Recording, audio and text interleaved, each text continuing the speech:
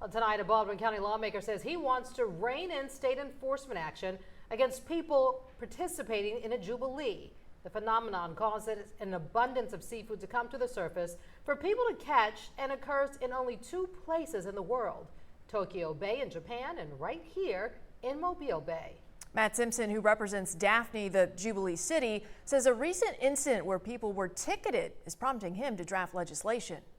During the first Jubilee of the year in Point Clear last week, State Marine Police and a game warden showed up at a public access point where dozens had gathered to scoop up the shrimp, flounder, and crab that all come to the surface for easy fishing, which requires a saltwater fishing license. And during this particular Jubilee, our officers checked for licenses.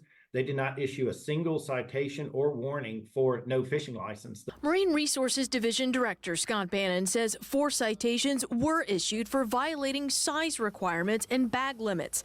66-year-old Vincent Wass was ticketed for having 25 flounder over the limit and 30 under the legal size. He wound up in county jail charged with disorderly conduct after the confrontation over his catch. He was pepper sprayed during the event as he failed to comply with the officer's directions, and there was a civilian who assisted the officer in handcuffing him.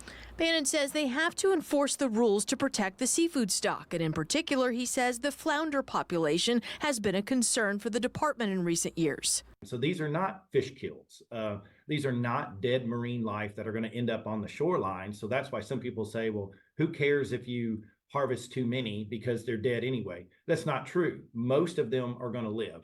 It just doesn't seem right that that is something that is going to be monitored. The citations issued at the Jubilee and arrest of WASP caught Representative Matt Simpson's attention. He says he's now drafting legislation that would at least shield Jubilee participants from being ticketed if they don't have a license. He says it will not change size requirements or bag limits. Simpson says he's already heard from colleagues around the coast who want to co-sign the legislation. We want everybody to be able to experience a Jubilee. All of the locals, anybody that's around, to be able to say, hey, I want to go out and walk in ankle-deep water where fish are everywhere and to enjoy this without having to first purchase a saltwater fishing license. Coming up tonight at 6 o'clock, hear from the man Marine Resources arrested and why he says he should not have been put in handcuffs.